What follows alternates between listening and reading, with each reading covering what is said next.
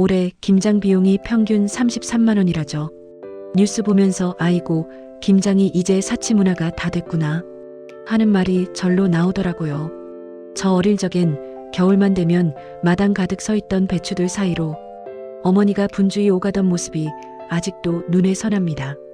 손이 빨갛게 트고 갈라져도 항상 미소를 잃지 않던 그 얼굴. 그땐 몰랐어요. 그 미소가 하는 일이 단순히 배추 절이는 일이 아니라 우리 가족 한 해의 마음을 담는 일이었다는 걸요.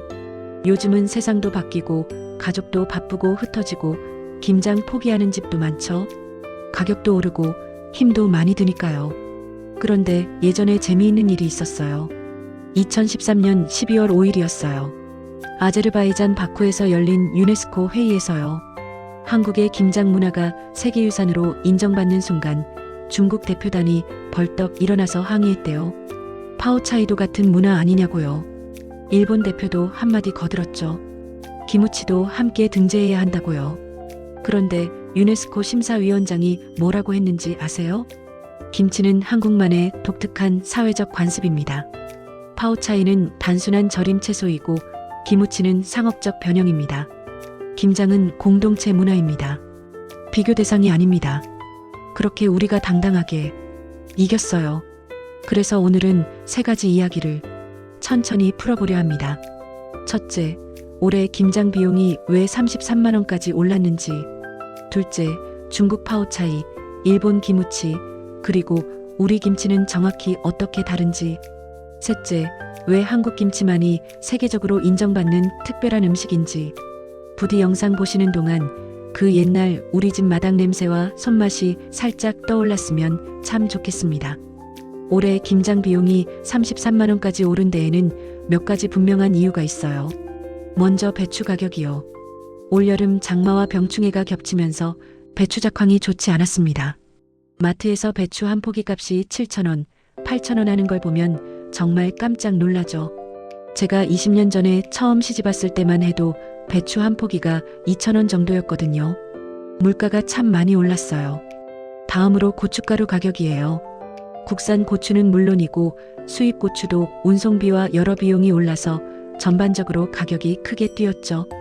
김장할 때 고춧가루가 얼마나 많이 들어가는지 아시잖아요?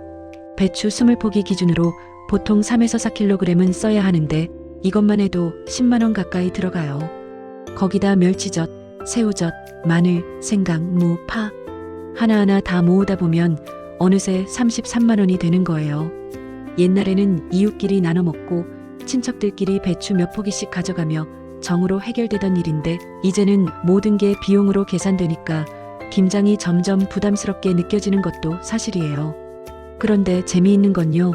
이렇게 비싼데도 불구하고 우리는 여전히 김장을 한다는 거예요. 왜 그럴까요?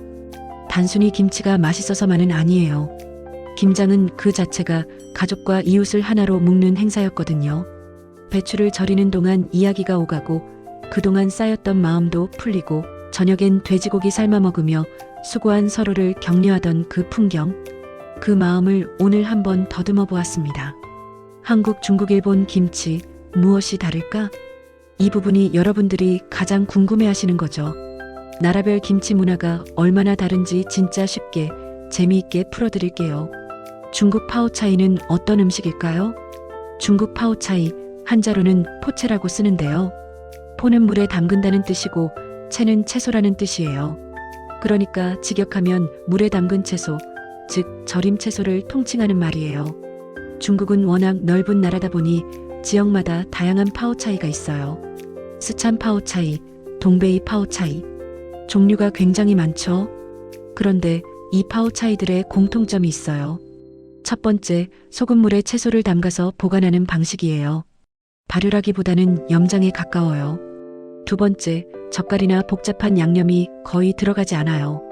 주로 소금, 설탕, 향신료 정도만 사용하죠. 세 번째, 발효 과정이 우리 김치만큼 길지 않아요. 빨리 먹을 수 있게 만드는 게 목적이거든요. 입에 넣으면 아삭하고 시원하네 싶은 간단하고 부담 없는 맛이에요. 쉽게 말하면요. 서양의 피클이나 일본의 스케모노와 비슷한 개념이에요. 채소를 오래 보관하기 위해 소금물에 담가두는 거죠. 한국 김치와 비교하자면 깊은 찌개 한 그릇보다 시원한 물김치 한 모금 같은 느낌이라고 보면 딱 맞아요. 파오차이 자체로는 훌륭한 중국 음식이에요. 저도 중국 식당 가면 파오차이 맛있게 먹거든요. 시원하고 아삭하니까 입가심용으로 좋죠. 문제는요, 이걸 우리 김치랑 같다고 주장하는 거예요. 일본 스케모노는 또 뭐가 다를까요? 일본의 스케모노는 발효보다는 맛 입히기에 가까운 절임이에요. 식초나 설탕을 약간 넣어서 재료가 상하지 않게 하면서 은근하게 맛을 입혀놓습니다. 그래서 맛이 자극적이지 않고 깔끔하고 담백해요. 한국 사람 입맛으로는 조금 순하네 싶은 그 맛이죠. 일본에는 아사즈케, 우리말로 얕게 담근다는 뜻의 즉석 절임 문화가 있는데요. 기무치도 이 영향을 받아서 만들자마자 바로 먹을 수 있게 만들어요. 김치처럼 시간이 지나면서 맛이 깊어지기보다는 만든 그 순간의 맛을 유지하려는 음식 문화라고 보는 게 맞아요. 그리고 일본 기무치는 젓갈 사용이 거의 없거나 아주 소량이에요. 일본 사람들은 젓갈 특유의 냄새를 선호하지 않거든요. 대신 화학 조미료로 감칠맛을 내는 경우가 많아요. 또 하나, 단맛이 강해요. 일본 음식 특성상 설탕을 많이 쓰는 편이라 기무치도 우리 김치보다 훨씬 달아요. 정리하면 한국 김치가 여러 재료가 서로 만나 깊어지는 음식이라면 일본 스케모노는 재료의 모양과 맛을 단정하게 살려내는 음식이에요. 재미있는 일화가 하나 있어요. 2000년대 초반에 국제식품규격위원회, 영어로 코덱스라고 하는 곳에서 김치의 국제 표기를 정하는 회의가 있었어요. 일본이 기무치로 표기하자고 주장했고 우리는 김치를 고집했죠. 결과는 어떻게 됐을까요? 우리가 이겼어요. 김치로 공식 등재됐죠. 일본 대표단이 얼굴 빨개져서 돌아갔대요. 속으로 얼마나 분했겠어요. 왜 우리가 이겼을까요? 발효과학, 제조 방법, 역사적 근거, 모든 면에서 우리 김치가 원조이고 독창적인 음식이라는 게 증명됐기 때문이에요. 그리고 한국 김치는 정말 하나의 작품입니다. 한국 김치는 고추의 매운 향, 마늘과 생강의 향, 젓갈의 감칠맛이 발효라는 시간을 만나 서로 딱 맞춰진 순간 완성되는 음식이에요. 그래서 외국 사람들이 한국에 와서 김치를 처음 먹고 하는 말이 대부분 비슷하다고 해요. 이건 반찬이 아니라 하나의 요리다. 한국 김치는 시간을 들여야만 생기는 깊이, 그리고 집집마다 다른 손맛, 이 두 가지가 합쳐져서 탄생합니다. 김치의 발효 맛이 우리 몸에게 미치는 이유에 대해 알아볼게요. 사실 옛날부터 어머니들이 말씀하셨죠. 김치만 잘 먹어도 속은 덜 더부룩하다. 국물 한 숟가락이면 속이 풀린다. 과학자들이 연구해보니 정말 맞는 말이더라고요. 김치를 담글 때 젓갈을 넣죠? 멸치젓, 새우젓, 황석어젓. 이런 젓갈에는 단백질이 풍부하게 들어있어요. 그리고 고춧가루, 마늘, 생강 같은 양념을 넣고요. 이것들을 배추에 버무려서 적정한 온도에서 보관하면요. 유산균 발효가 일어나요. 김치 1g당 유산균 수가 얼마나 되는지 아세요? 연구 결과에 따르면 1억에서 10억 마리까지도 있다고 해요. 1억에서 10억이에요. 이게 파오차이나 기무치와의 결정적인 차이예요. 파오차이는 발효보다는 염장이 목적이고 기무치는 발효기간이 너무 짧아서 유산균이 제대로 생성될 시간이 없어요. 그런데 우리 김치는요. 최소 3일에서 일주일, 길게는 2주까지도 발효시키잖아요. 이 과정에서 유산균이 엄청나게 증식하고 그러면서 김치 특유의 신맛과 감칠맛이 나는 거예요. 김치는 세계가 인정한 건강식품이에요. 2006년에 미국 헬스지가 선정한 세계 5대 건강식품 중 하나가 바로 김치였어요. 김치가 익어가면서 생기는 착한 균들이 우리 장 속을 편안하게 만들어주고 몸의 열이나 염증을 조용히 가라앉히고 전반적으로 몸의 리듬을 가볍게 만들어줍니다. 그리고 자연스럽게 몸무게 관리에도 도움이 되고요. 전문가들은 김치를 몸을 편안하게 해주는 발효 음식이라고 부릅니다. 그런데 사실 우리 어른들은 이미 다 알고 계셨어요. 몸이 먼저 알아서 반응한 거죠. 200가지가 넘는 김치가 있다는 것 아시나요? 흔히 김치라고 하면 배추김치만 생각하시는데요. 사실 우리나라 김치 종류가 몇 가지나 되는지 아세요? 문헌에 기록된 것만 200가지가 넘어요. 지역별로 예를 들어보면요. 서울 경기 지역은 담백하고 깔끔한 맛이 특징이에요. 양념을 적당히 쓰죠. 전라도는 젓갈을 많이 써서 깊고 진한 맛이 나요. 고춧가루도 많이 쓰고요. 경상도는 멸치젓으로 감칠맛을 내는 게 특징이고 조금 짜게 담그는 편이에요. 충청도는 간이 약하고 정갈한 맛이에요. 재료를 아끼지 않으면서도 소박하게 담그죠. 강원도는 산채를 이용한 김치가 발달했어요. 곤드레 김치, 명이김치 같은 거요. 제주도는 해산물을 이용한 김치가 많아요. 전복김치, 옥동김치 같은 것들이죠. 함경도는 동치미 같은 물김치 문화가 발달했고요. 계절별로도 달라요. 봄에는 봄나물로 만든 김치, 여름에는 오이소박이나 열무김치, 가을에는 배추김치와 깍두기, 겨울에는 동치미. 이렇게 계절과 지역, 재료에 따라 무궁무진하게 변화하는 게 김치예요. 수백 가지로 갈라지는 김치 종류는 그만큼 한국의 기후, 지역, 손맛, 가족 문화가 모두 녹아 있다는 뜻이죠. 중국 파오차이도 종류가 많긴 하지만 대부분 소금물에 담근다는 기본 원리는 같아요. 우리 김치는 양념 배합, 발효온도, 숙성 기간에 따라 완전히 다른 맛이 나잖아요. 이게 바로 김치의 예술성이에요. 발효 음식이라고 하지만 그냥 익혀서 먹는 음식이 아니라 기다림이 만들어주는 문화라고 해도 틀린 말이 아닙니다. 자, 이제 처음 질문으로 돌아가 볼게요. 올해 김장 비용 33만 원, 비싼가요? 숫자만 보면 부담스럽죠. 10년 전에 2배가 넘는 금액이니까요. 그런데 이 33만 원 안에는 무엇이 들어있을까요? 첫째, 5천년 역사가 들어있어요. 우리 조상들이 삼국시대부터 담가온 김치의 역사요. 고려시대 문헌에도 김치 이야기가 나오고 조선시대에는 지역마다 가문마다 고유한 김치 비법이 있었어요. 둘째, 과학이 들어있어요. 단순한 절임 음식이 아니라 유산균 발효라는 정교한 과학 원리가 적용된 건강식품이에요. 전 세계 학자들이 김치를 연구하는 이유가 있었어요. 셋째, 예술이 들어있어요. 200가지가 넘는 김치 종류, 8도의 다양한 맛, 계절마다 바뀌는 김치. 이건 단순한 요리가 아니라 문화예술이에요. 넷째, 공동체 정신이 들어있어요.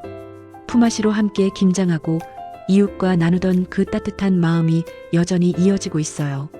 우리 집 김장할 때는 옆집 아줌마들이 와서 도와주고 옆집 할 때는 우리 엄마가 가서 손을 보태주고 어른들은 배추 절이고 양념하고 아이들은 무꼬챙이 구워 먹고 할아버지들은 김치 항아리 나르고 그렇게 하루 종일 함께 일하고 나면요.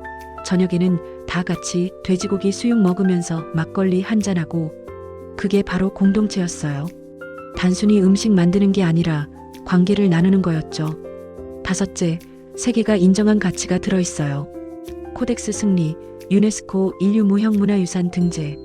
이건 우리만 좋다고 되는 게 아니라 전 세계가 인정한 거예요. 그러니까 우리는 당당해도 돼요. 중국이 파오차이가 원조라고 주장하면 아니요, 완전히 다른 음식이에요라고 말할 수 있어요. 일본이 기무치도 김치라고 하면 기무치는 김치를 변형한 거예요.